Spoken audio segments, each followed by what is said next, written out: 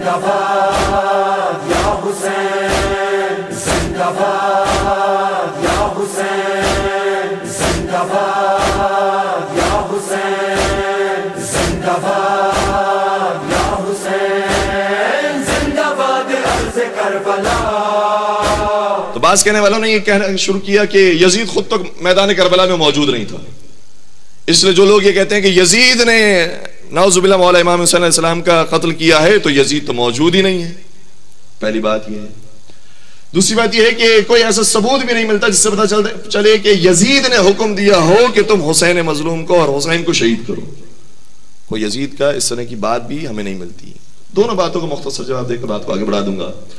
پہلی بات یہ کہ جو لوگ یہ کہتے ہیں کہ یزید موجود نہیں تھا اس لیے یزید قصوروار نہیں ہے، تو ان کے لیے میں چھوٹا سا جملہ عرض کروں کہ یہ تو آپ کہہ رہے ہیں کہ حسین کے مقابلے میں یزید کھڑا نہیں تھا اس لیے یزید قصوروار نہیں ہے۔ مجھے یہ بتائیے کہ جو حسین سے پہلے کی ہستیاں تھیں علی کے مقابلے میں جو کھڑے ہوئے تھے، کیا آپ کھڑے ہونے کے بعد ان پر لعنت بھیجتے ہیں؟ تو آپ کے یہاں تو موجودگی اور عدم موجودگی کوئی معیار ہی نہیں ہے۔ جو موجود تھے آپ ان پر لعنت نہیں بھیجتے، تو اگر ہم نے ثابت بھی کر دیا کہ یزید موجود تھا تو کیا گارنٹی ہے کہ اس پر لعنت بھیجی جائے گی؟ تو اس کا مطلب یہ ہوا کہ موجودگی ثابت کرنے سے کوئی خاص فائدہ نہیں ہوگا، یہ ثابت کرنا پڑے گا کہ کیا یزید نے واقعی یہ خط لکھا تھا، حکم دیا تھا یا نہیں دیا تھا۔ تو ہماری کتابوں میں اور یہ اپنے نوجوان دوستوں کی خدمت میں عرض کروں کہ واقعہ کربلا کے بارے میں جتنی روایت اہل تشیع کتابوں کے اندر پائی جاتی ہے تقریباً اتنی ہی روایت یا اس سے زیادہ روایت اہل سنت کتابوں کے اندر پائی جاتی ہے۔ ہماری کوئی بھی بات ایسی نہیں ہے کہ جو متفق علیہ نہ ہو، سبھی کا اتفاق ہے اس کے اوپر۔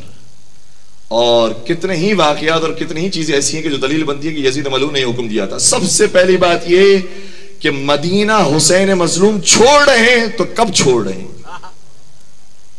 خط آیا ہے، بلایا ہے ولید بن عتبہ نے مروان کی موجودگی میں، اور اس کے بعد مولا مدینہ کو چھوڑتے ہیں اور الوداع کہتے ہیں۔ تو سب سے پہلی بات ہے کہ خط آیا تھا یزید ملعون کا۔ دوسری بات یہ کہ جب واقعہ کربلا ہوا ہے، مولا کا سفر شروع ہوا مدینہ سے مکہ، مکہ سے پھر کوفہ کی طرف جا رہے تھے اور راستے میں خبر ملی کوفہ کے حالات کے بارے میں، پھر کربلا میں قیام فرمایا اور کربلا میں شہید ہو گئے۔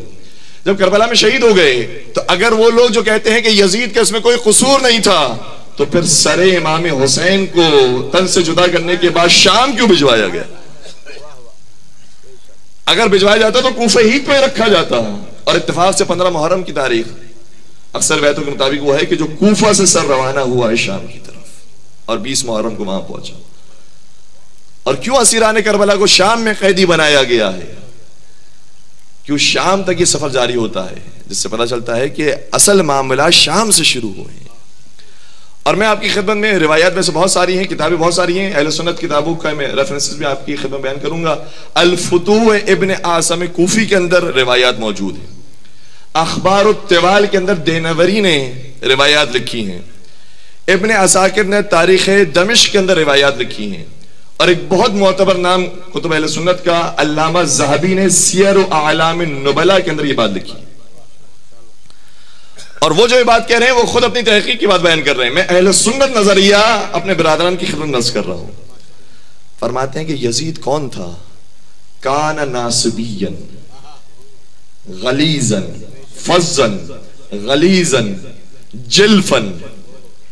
یہ یزید وہ ہے کہ جو تند مزاج رکھنے والا تھا، اہل بیت کے خلاف سختی کرنے والا تھا، قسی القلب تھا، اور پھر جو لفظ استعمال کیا جلفن، اس کا ترجمہ جو عربی جاننے والے ہیں وہ جانتے ہیں کہ احمق تھا۔ اور پھر آگے اس کے بارے میں بیان کیا یتناول المسکر، یہ شراب پیا کرتا تھا۔ یہ اب کوئی شیعہ عالم تو کلام نہیں کر رہا، اور اتنے بڑے عالم علامہ ذہبی کے جملے یہ ہیں، یتناول المسکر ویفعل المنکر، شراب پیا کرتا تھا اور ہر حرام کام کیا کرتا تھا۔ پھر آگے کہتے ہیں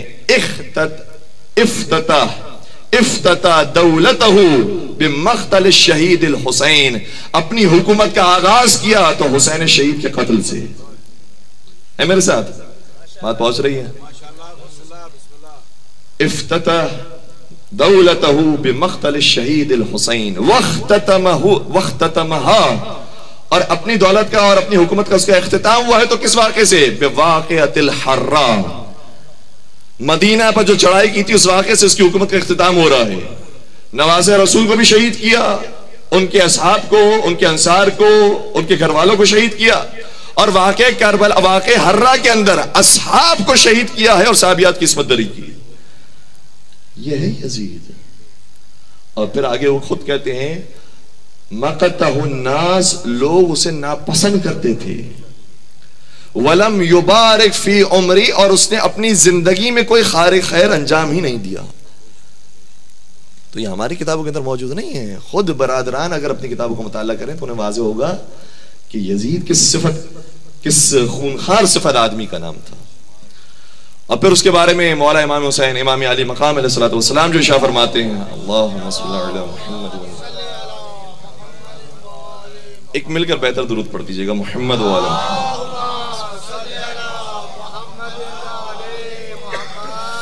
جب امام نے فرمایا کہ ولید کے دربار میں کھڑے رہ کے فرمایا ان اہل بیت النبوہ، ہم اہل بیت نبوت ہیں، ومعدن الرسالہ، رسالت کے معدن ہے، ومختلف الملائکہ، ملائکہ ہمارے در پر آنا جانا کرتے ہیں۔ اور پھر آگے شاہ فرمایا ویزید رجل فاسق شارب الخمر قاتل النفس المحرمہ معلن بالفسق مثلی لا یبایع مثلہ۔ فرماتے ہیں میری زبان سے سنو کہ یزید کون ہے۔ یہ وہ زبان ہے کہ جو پاک زبان ہے، یہ وہ زبان ہے جو سچی زبان ہے، جو جھوٹوں کے مقابلے پر میدان مباہلہ میں گئی ہے۔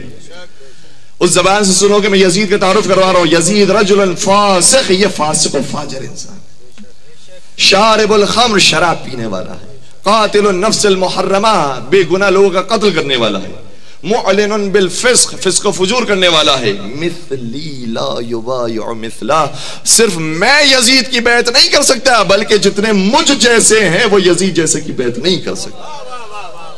حسینیت زندہ باد، حسینیت زندہ باد، یزیدیت مردہ آباد، یزیدیت مردہ آباد، دشمنان اہل بیت پہ لعنت بے شمار، محمد والے محمد بلند تر صلوات، اللہم صلی علی محمد والے محمد وعجل فرج۔ تو یزید کو پہچاننے کی ضرورت ہے، اور اس کے تو مظالم اتنے تھے کہ اس کے بیٹے کو شرم آئی کہ میں حکومت اپنے بابا کی حکومت پر کیسے آؤں۔ اور پھر اس کا بیٹا بھی کچھ ہی دنوں کے بعد مر گیا، اور یہ روایتیں نہیں بتاتی ہیں کہ اسے کس نے شہید کیا یا وہ تبھی موت مرا۔ تو یہ کیفیت ہو گئی تھی کہ معاویہ بن یزید اپنے باپ کی حکومت کا انکار کر رہا ہے کہ یہ ناجائز حکومت تھی، وہ حکومت جو نواز رسول کے خون سے سجی ہو، اس حکومت کا انکار اس کے بیٹے نے کر دیا، بتا دیا کہ میرا باپ کیا تھا۔ اور کسی نے کیا خوب کہا کہ جہاں میں ہے یہی چرچا حسین زندہ باد، جہاں میں ہے یہی چرچا حسین زندہ باد، ذرے ذرے پہ لکھا حسین زندہ باد، اب اس سے بڑھ کر شکست یزید کی کیا ہوگی، کہے یزید کا بیٹا حسین زندہ باد۔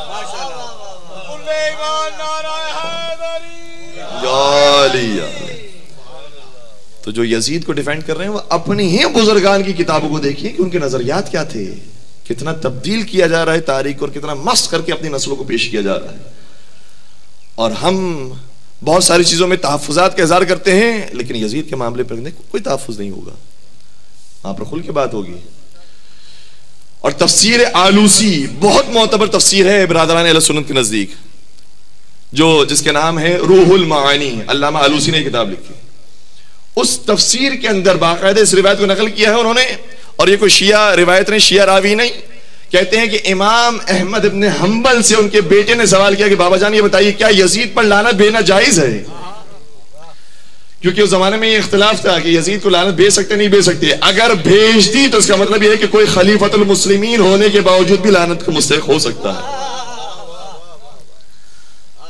اور اگر خلیفۃ المسلمین ہیں تو کیا پھر اس طریقے سے ان پر لعنت نہیں بھیجی جائے، یہ کیا جائے، کیا کیا جائے؟ آپ بتائیے آپ کا کیا نظریہ ہے؟ انہوں نے بڑا خوبصورت جواب دیا۔ اگر یہ کہہ دیتے کہ میرا نظریہ یہ ہے کہ یزید پر لعنت بھیجنا جائز ہے تو بات یہیں پہ ختم ہو جاتی، دفن ہو جاتی، لیکن انہوں نے کہا کہ میں تو قرآن کی آیت پیش کر رہا ہوں، قرآن کی آیت یہ کہہ رہی ہے کہ یزید پر لعنت بھیجو. کون سی آیت؟ کا ارشاد ہوتا ہے قرآن کریم کے اندر کہ قرآن کریم یہ کہتا ہے فَهَلْ تَوَلَّيْتُمْ فَهَلْ عَسَيْتُمْ إِن تَوَلَّيْتُمْ أَن تُفْسِدُوا فِي الْأَرْضِ وَتُقَطِّعُوا أَرْحَامَكُمْ أُولَٰئِكَ الَّذِينَ لَعَنَهُمُ اللَّهُ فَأَصَمَّهُمْ وَأَعْمَىٰ أَبْصَارَهُم. قرآن کریم یہ کہتا ہے کہ کیا تمہیں منافقین سے یہ توقع ہے اور اس کے علاوہ کچھ اور توقع ہو سکتی ہے کہ جب انہیں حکومت دی جائے گی تو زمین میں فساد برپا کریں گے، قطع رحمی سے کام لیں گے. اگر منافقین کو حکومت مل جائے اور زمین میں فساد برپا کریں، اولئک الذین لعنہم اللہ، تو ایسے ہی منافقین پر اللہ کی لعنت نازل. کہ قرآن کہہ رہا ہے کہ یزید پر لعنت ہو. فاصمہم، اور ان کے کان بہرے ہو جائیں، ان کی آنکھیں اندھی ہو جائیں.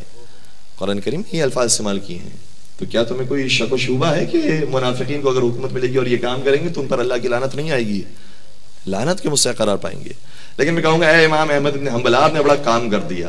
آپ نے قرآن کی آیت پیش کر کے ہمارے بہت سے معاملات کو حل کر دیا، کیونکہ قرآن میں نام موجود نہیں ہیں، اوصاف موجود ہیں، خصوصیات موجود ہیں.